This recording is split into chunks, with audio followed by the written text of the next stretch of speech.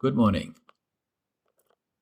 I am Amir Raza Khan, holding a PhD and certified with the CISM, ISO, NIST, and other industry leading certifications. And today I'll present a little overview of the information security, its learning techniques, and with analytical skills that would end in assessment for you. So, as a result, we can say the information security is a field that sits at the intersection of technology, human behavior, and societal impact. Who I am, with the 20 years of experience, in which 10 years in the university and rest 10 years working with the industry, from establishing the infrastructures, the networks, the data centers, and securing those infrastructures with the help of cybersecurity standards and policies and the frameworks. I've also been a trainer with the industry and educating the cybersecurity compliance, monitoring, and forensics of the network analysis, the devices analysis, and the other kind of things. So, working in the both industry and the academia, I usually get to know the differences and the gaps in the industry and the academia.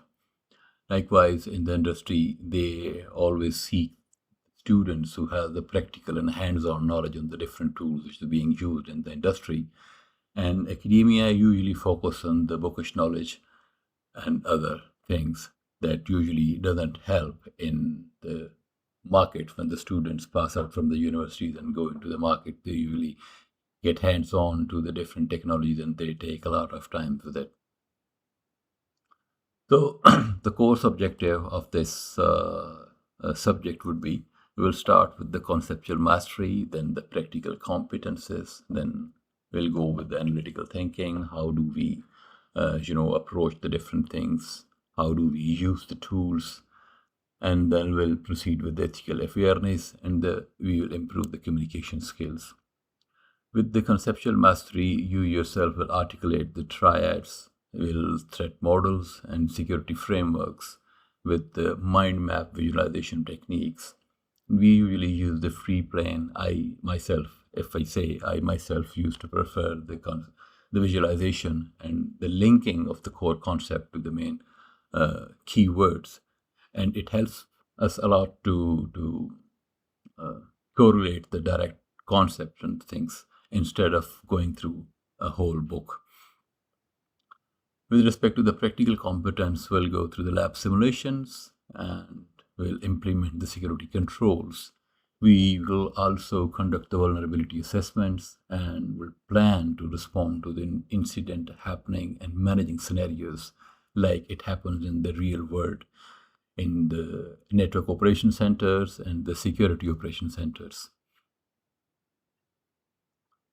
By going to the next slide, this is just an example of mind mapping. I used to use the free plane tool. This is a tool that helps you a lot to practically understand the things and correlate the things with explaining yourself from main keywords to the other words. Like in the image, you can see there's, as example, MITRE attack has been mentioned. I have used the use cases and the phases to have the better understanding how the adversaries work to get into the adversary systems. And here comes the second example. Here you can see the different phases of the MITRE attacks. It is just an understanding, just to give you the example how this tool works. We will definitely get into the details when we would work on these tools as well. So here is the initial access, then execution, persistence, privilege escalation, defense evasion. By having these tools in front of our eyes, you would be easily understand how the adversaries work, which steps they use to start traveling and get into the targeted systems. This is another tool. I always prefer to use this to get the key takeaways and also to get to the crux of the knowledge or the book that's been using for the knowledge gaining. So this is the AI management system with the notebook ALM provided by the Google.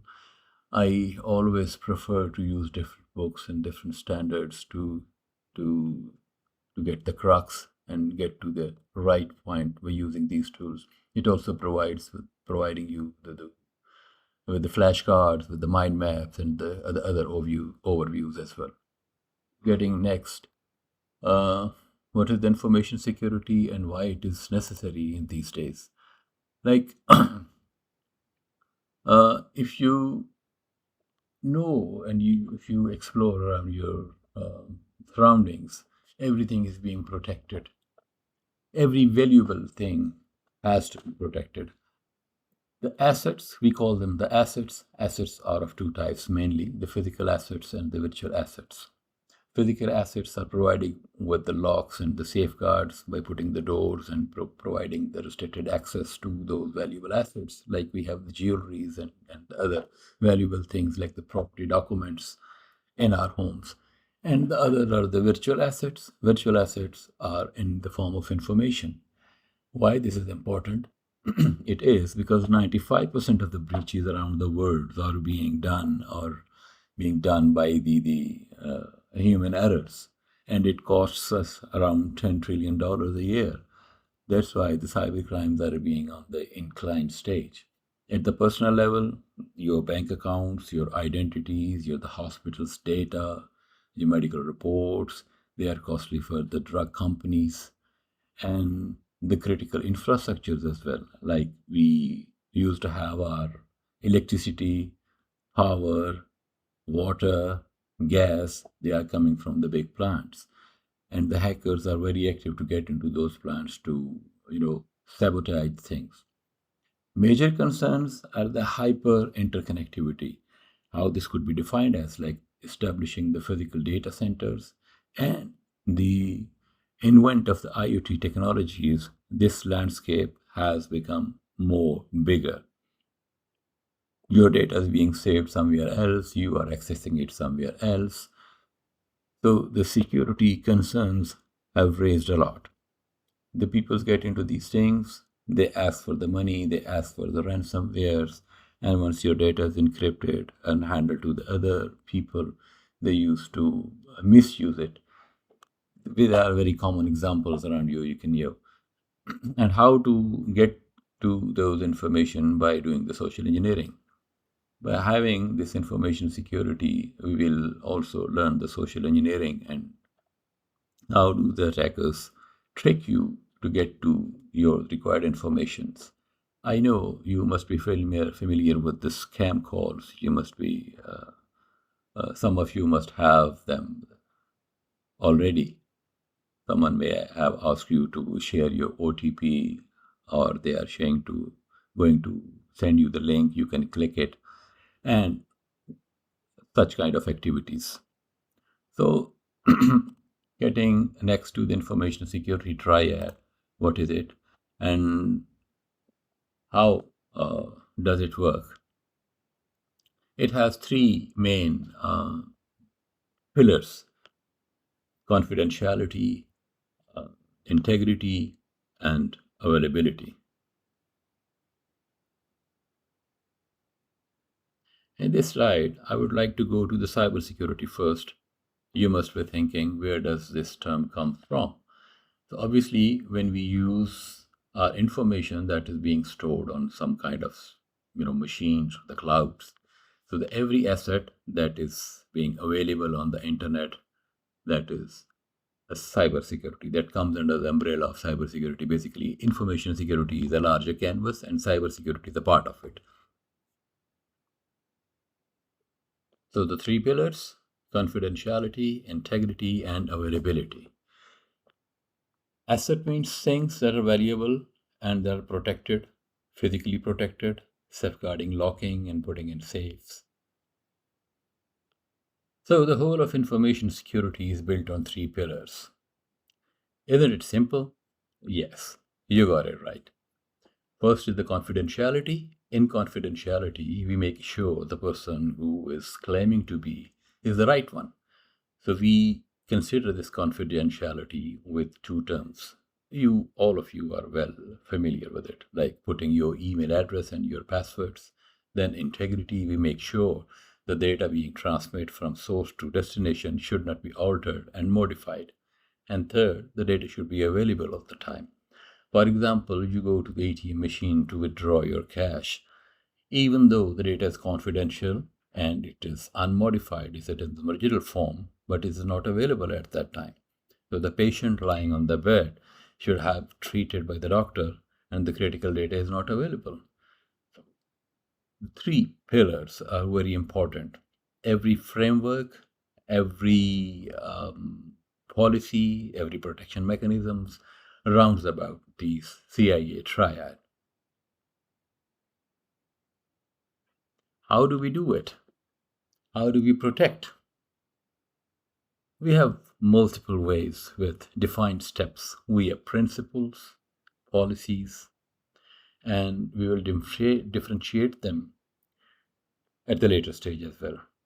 And by keeping the checks on the threats and other potential dangers with the help of risk management. Obviously, it's a very detailed kind of report mechanism and process in which the different certifications are available.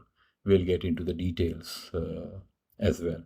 There are some other regulatory bindings. Every country has its own priorities. We shall have a look at them in detail as well. And how do we protect and secure our infrastructure? As we have discussed earlier, information is stored in our assets and we have to protect them. In cybersecurity, usually we do not trust anyone. So there's a new concept in the cybersecurity which is called the zero trust. It has emerged to protect our critical assets. As far as the businesses are concerned, they should stay operational by all means. We plan, we put out plans accordingly, we have the more in depth details, how to implement it, and the other things as well.